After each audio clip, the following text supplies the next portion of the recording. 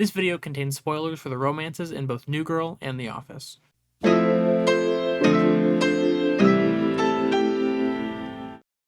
Well, New Girl isn't on Netflix anymore, so it's naturally the perfect time to talk about it. It still amazes me how much this show does completely right. It has its flaws, sure, but at the end of the day, I can safely say that it is one of the best sitcoms I've ever watched, and has one of the best friends to lovers arc in any piece of media. The issue is I cannot extend that same accolade to another sitcom couple. Who's that girl? It's Jim and Pam. From the moment you start watching The Office, you can tell where Jim and Pam are going. The writing isn't subtle about it, and how they interact very clearly sets up their romance, including the famous scene where Pam falls asleep on Jim's shoulder. But, oh no, Pam is engaged to Roy and has been for 3 years, so Jim is trapped in an unrequited love scenario. But no, he isn't. It's very obviously requited throughout all of the show. In season 2, this becomes all the more evident throughout Pam kissing Jim in the Dundies and their relationship outside of work. Their relationship grows closer, and Jim expresses feelings about how Roy, Pam's fiance, treats her, which we'll get to. When Pam and Roy finally set a date for their wedding 3 years later, we'll get to it, Jim schedules a trip to Australia to avoid it. Then Michael reveals to the whole office that Jim has feelings for Pam, to which Jim says, "No, I don't. I used to," which is a strategy that has never worked for anyone, ever. In Casino Night, Jim comes clean to Pam that he was actually lying and he does have feelings for her. She talks about how important their friendship is and he kisses her. He then transfers branches because he's not coming back from that one. Pam calls off the wedding, we'll get to it. Jim moves back, but he's in a relationship with Karen. Pam gives him advice about his relationship with Karen. She cries and gets back together with Roy, where she tells Roy about her and Jim's kiss. Then Roy tries to beat up Jim. We'll get to it. Then Pam confesses she called off the wedding because of her feelings for Jim, and Jim's like, "That's crazy, but I'm in a happy relationship and gunning for a promotion to corporate."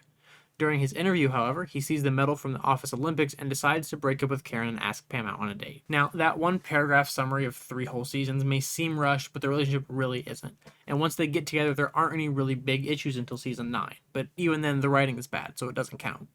On the surface, the writing of this relationship seems to be pretty good. And it is, kind of. Because the main issue with Jim and Pam's relationship isn't Jim and Pam. It's Jess.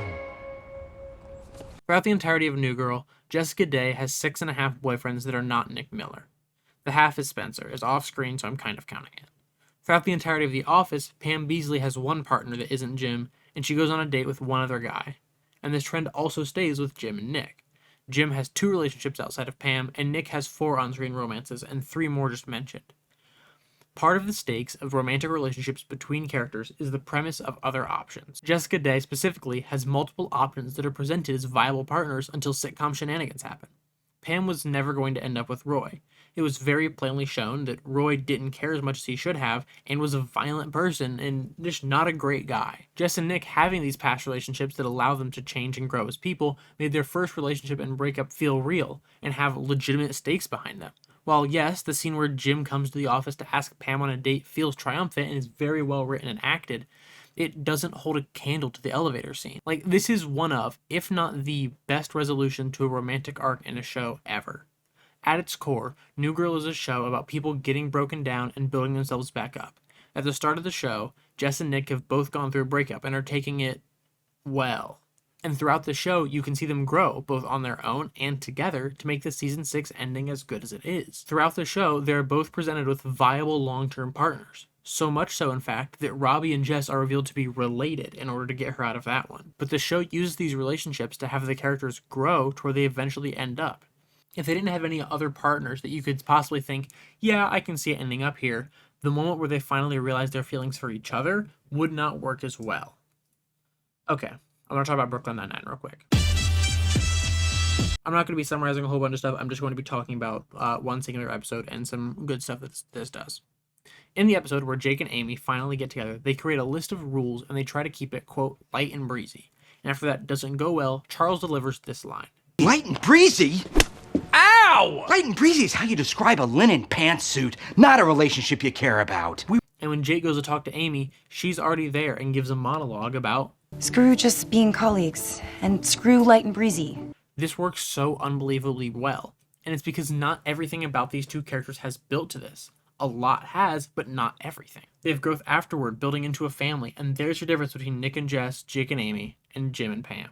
There's not drama, but there's growth. Jim and Pam barely changes people as soon as they get married, and their relationship becomes the least interesting part about their show. A conclusion to the video. But why does any of this matter? Well, because writing realistic romance is kind of hard, especially in a long-term romance that needs to be compelling after 6 seasons of television. A couple can only break up and get back together so many times before it just gets annoying to watch for the audience.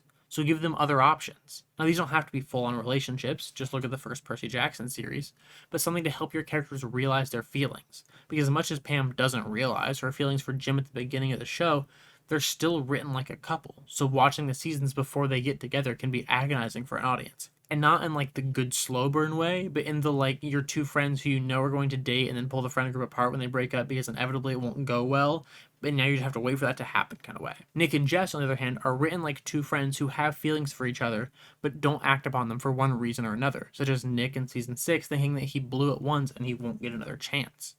These characters are written like people and not like a trope, and that's the core.